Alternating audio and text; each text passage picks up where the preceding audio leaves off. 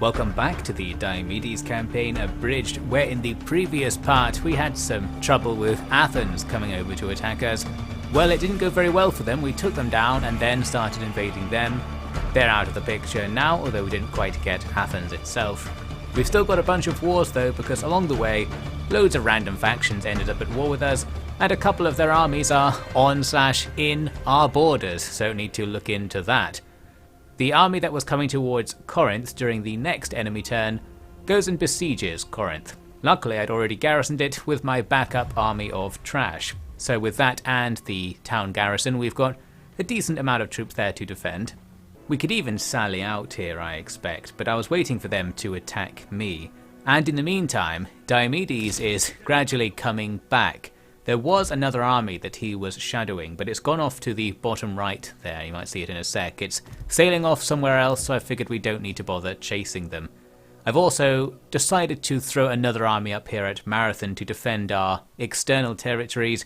Just have to find somebody who's not going to get too angry about having to do that job. And we'll throw up a bit of trash here, just in case something comes back. Marathon also has the garrison building, making it easier to defend.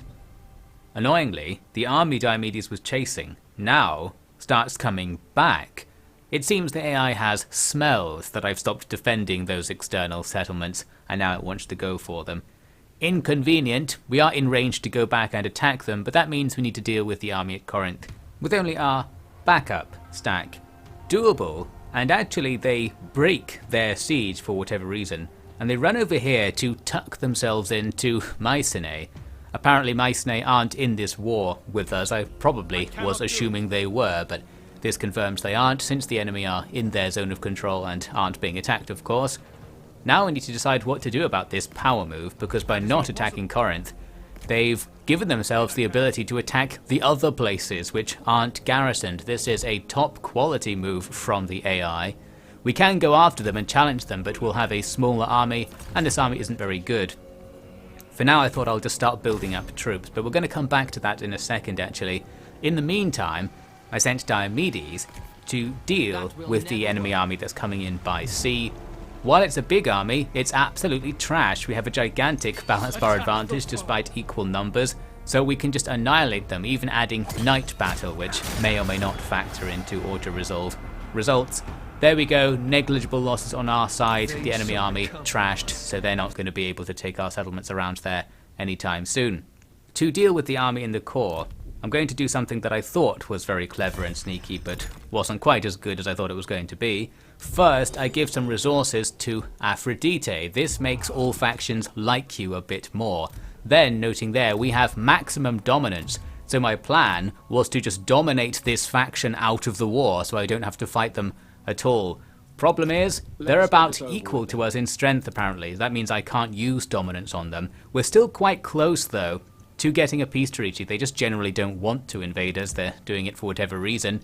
We can then throw some resources at them to make that deal equalize.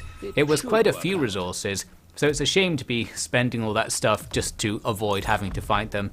You might know, if you've watched me for a long time, that not wanting to actually do the battle in real life and spend time on it is part of my motivation for avoiding fighting factions. But in this case it's also strategic, because fighting them will gain us absolutely nothing. We can't take their territory, so all it does is make their army respawn back in their territory. So there we go, we've just skipped all of that. We'll ignore that situation from now on, and we can start reforming our secondary army as well, now that they don't have to fight anytime soon. A new war starts immediately as usual. This time it's the faction controlling the western half of Crete. They declared war on Sparta and we're in that war now. Some other faction is declaring war on us here. I think this is because we're on hard difficulty. These tiny factions on the edge of the map just declare war on you because the AI is programmed or scripted to be really aggressive towards the player when you're on hard and above, even if it makes no sense for them to be doing so. So we've got some more random enemies that could naval invade us at some point. Need to pay attention to it, I suppose. We grabbed there a alliance with the Arcadians, the large faction right next to us. The faction that controls all the territory I would like to control, basically, but we're just conceding. We're just going to ally with them and try to get territory elsewhere if we can. As I mentioned before, the diplomatic situation isn't very good for us in terms of expansionism. We're pretty safe, but there's not very much for us to actually do. We're going to have Diomedes come all the way back to Argos here, because it's time for an upgrade.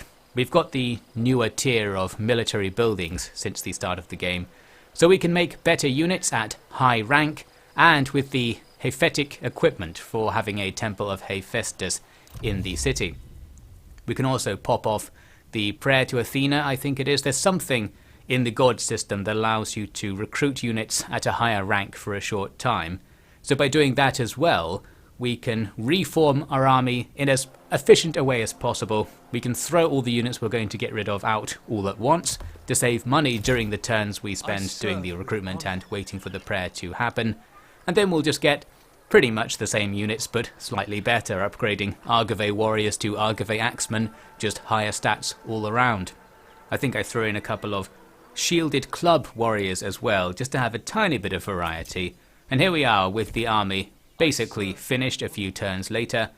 As for what we're going to do, it's that war on Crete that has my attention right now. You can see Sparta is invading them.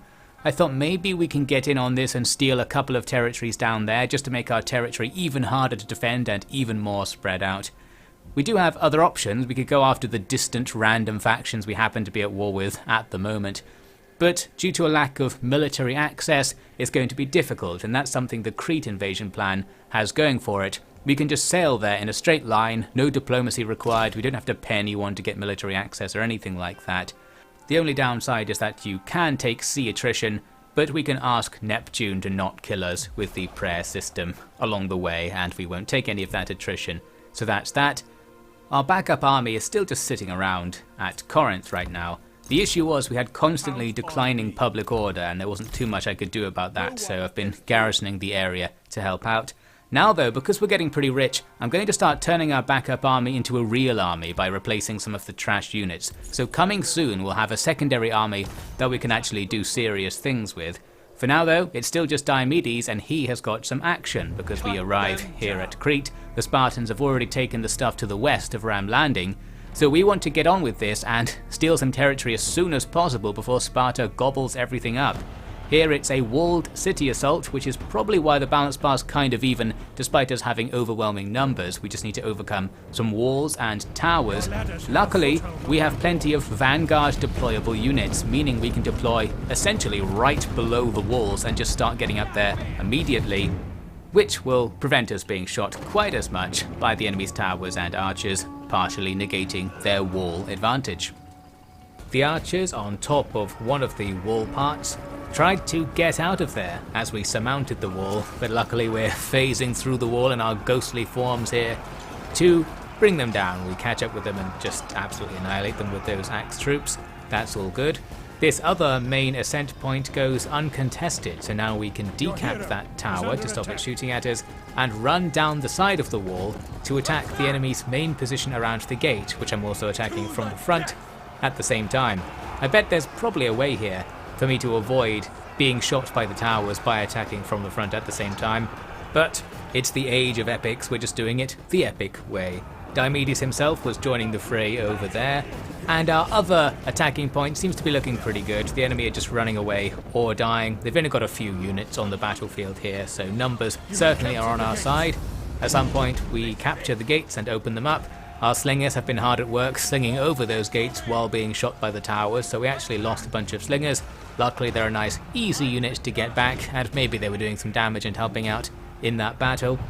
Later on, we're really just pursuing the enemy, and here we see the classic issue that I remember complaining about last time I played Total War Troy. Like Total War 3 Kingdoms, it has animation issues that prevent moving units from attacking, which sometimes causes these forever route chases to go on, where you can't damage a unit that's running away from you. So you'll just chase them to the edge of the map essentially, although in this case we're chasing them to the capture point because that's where they're routing to. The last bit of fighting over here is coming to a close. Our two-handed axemen probably have bonus damage against those heavily armoured spearmen, and over here we're just overwhelming these spearmen. Essentially their two good units got taken down because they're going to be weak against my armour-piercing axes. there was a bit of a fight over at the capture point. We caught up with the enemy hero and Diomedes dealt with him. Bit of an infantry fight next door, but it doesn't really matter. Shortly after this, we win. We can just end the battle without pursuing any routing units, and that's that. It looks like we are going to get something out of this war. We lost virtually nothing. We'll make all of our casualties back in replenishment after this. The only downside to this situation is that we're taking a random region in a province partially controlled by somebody else, so that could cause issues, although they are our culture, which means it's not going to be too bad. It's just annoying. And actually, by the next turn, they'd also taken the other nearby enemy settlement, so we're really just picking up the scraps here. If we'd arrived like one turn later to this war, we might not have got anything at all, so we just about got something from Sparta's invasion. There are still more settlements to take, but Sparta's all over the place here. I noticed though they'd kind of walked past that one settlement down there. So we're going to run towards it and just pray to the gods that maybe the AI will forget to take it and we'll get it. Then we'll have another awkward location in our empire. Back home I do some diplomacy to force one of our many enemies out of the war, and along the way take loads of stone, pretty much all of the stone that they had, using dominance to sweeten the deal. And we can immediately spend that stone on upgrades. I am still absolutely hustling everybody for stone, although we're getting to the point where we don't need it so much anymore. Time for the Trojan War to randomly start. Another one of these unknown corner factions decides to declare war on me, but they're allied to a couple of the major Trojan factions. I'm allied to a load of the Greek factions, meaning this arbitrary war that the AI was probably scripted to start for no reason is going to escalate into the Trojan War, as all of the major factions will now be pulled in. Very nice, we'll have to pay attention to that. But the good news is we miraculously were able to storm forwards and take this settlement before our allies did. They were all standing around it but hadn't made the attack. Very good. I claim this place. That means we've got a little bit more out of our war for Crete, but it's just too difficult to manage regions on the edge of the map. Kind of annoying, but there is still more we can get out of our trip down to Crete. While we're here, I thought maybe we should just invade the other Cretan faction, because they're diplomatically isolated, they're not at war with our allies, meaning we can do it ourselves, and they're right there. It would take me many turns to move the main force somewhere else useful, into Troy for example. I thought we might as well just do this while we're here. That's why a couple of turns later, here I am, declaring war on them. They're going to call Rhodes into the war. I'm going to strategically not get my allies involved, so that they don't accidentally take the territory. We want to make sure it's us actually getting all of the stuff in eastern Crete. The first turn of the war is going to be pretty successful. We just completely annihilate their first settlement's small garrison. And there you go, we've got one of the three other Cretan territories. And this territory is in the same province as that one we took earlier, making management a little bit easier. Back home, while I was just clicking around, I noticed that this Trojan War is a bit more serious than I thought, because they're like right here, they're right next to us. Paris of Troy is currently conquering his way into Greece, and there are loads of other Trojan armies just hanging around in the sea. We might actually get attacked in our Athenian territory, and for that purpose I'm going to spam up some more trash. Need to find a guy who's willing to do it, or at least not completely unwilling. We can't recruit very much good here, but we can get something at least, which could be handy. The Trojans may be more of an immediate threat than I thought, so we need Diomedes to finish up his business as soon as possible. Luckily, the next turn of our war is also going to go well. Just like the first one, we storm forwards, auto-resolve a small garrison, and take another settlement. This faction we're fighting, the name of which I don't remember, only had 4 regions, so we've already taken half of their territory. But now the element of surprise will be fading away. We might actually have to fight their armies and things will get more difficult. Back home, we've got some diplomatic advances to make. We've popped off the prayer to Zeus, giving you +5 to most deals' acceptance score, which is quite a lot. It costs tons of resources to get that many extra points on a deal. And we need that because, as you can see in this list, there are loads of factions that we don't have military access with. A lot of them are our own allies. For some reason they just wouldn't accept our military access. without this +5 bonus. So now we go through and make them pay me to make it a 0 acceptance deal in each case to get some free money, and we've got all of the military access we need. That will just make it easier for us to travel between our core and our weird other regions, and perhaps more importantly, it will allow the AI to travel through our regions and perhaps go and attack our enemies for us. So while we set up there to watch what Troy are going to do, Diomedes needs to get on with this war, and the next step is to take this walled settlement. The thing is, it does have half a stack inside, and as I went to besiege it, I spotted there's a full stack in the sea that's currently pointing towards my walled settlement down the other side of the island. I figured we might be about to fall victim to the fact the enemy just have more troops than us. They can attack several places at once and take back territory faster than we can take it, potentially, and that's why I was immediately looking to a peace treaty. They are not even nearly interested. They do have quite a lot of strength, and perhaps because the war just started as well, that makes it very hard to peace out of it. Meaning I really should just attack that walled settlement this turn, but I was waiting because it's a port settlement. The troops inside sometimes leave if you don't attack it, making it much easier on the next turn. Plus I'll have a ram if I attack next time.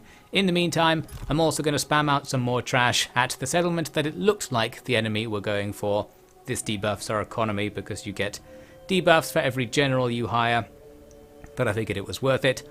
Along the way, we've picked up a new enemy. Somebody's declaring war on someone else there in Greece, and we're now involved. Might have to pay attention to that one. Our purple enemies on Crete have not gone to attack Western Crete, so that's handy. Their force has just come in towards the coast. They had another army that I was looking for. There it is, just on the other coast.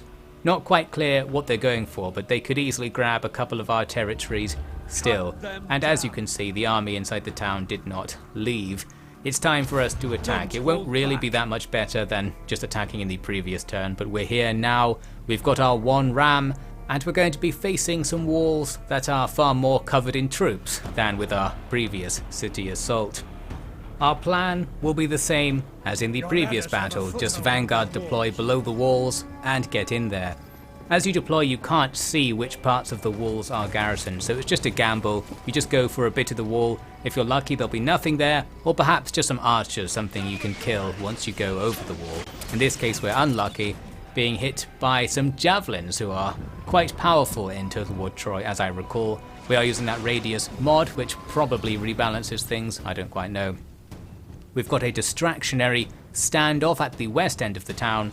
They're just going to watch the enemy and force the enemy to watch them. Something similar happening at the east end, while our assault points just process, and we'll see what we can do. Once the fights on top of the wall have resolved, these two units of Argive warriors are in a bit of trouble because they're already weakened as they go over, and they've got the losing decisively up top. I presume it is actually hard to fight on top of a wall, because while it doesn't really look like it, the way these games work, these latter Total War Engine games, is that even when your guys aren't being attacked by enemies visually, they're taking damage from the guys around them. It's most striking in something like Rome 2, where the matched animations will make it look like two guys are fighting and everyone around them are just sort of watching. But as far as I know, the guys standing off to the side are considered to be doing damage. They're considered to be attacking, there's just no animation for it. So soldiers lose health when they're in a blob. So if troops go over a wall, they're surrounded by many enemies, they will lose health faster than normal. Therefore, there may actually be some not particularly well communicated disadvantage to fighting on top of a wall. And I say all this because our units do not do very well. We're only fighting some spearmen, in some case young spears who are trash, and even our elite Argive warriors do very poorly. At least Diomedes is doing well in the fight, absolutely annihilating an enemy officer. It's all a bit of a moot point, what I just said anyway, in this game, because this one doesn't have matched combat, so you can see when troops are constantly attacking you. There's just no feedback, there's no damage animation, so you can't necessarily tell how screwed you are, but you're probably quite screwed if lots of guys are attacking you. The fact you can't really see the health of individual soldiers as well makes it a little bit of a hidden thing going on. Another enemy officer is stuck fighting my swordsman on a wall, and that's going pretty well for us.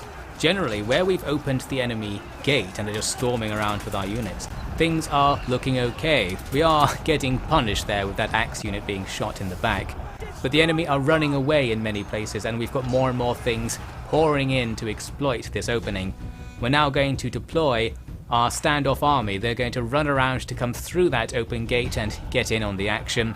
At Diomedes' assault point, we've lost most of our troops, but we don't necessarily need them. Diomedes is enough to tank all of those enemy units and bring them down. We also do have a two-handed axe unit on the wall further along. They'll do well against those shielded spears, able to negate their shielded nature with their armor-piercing damage.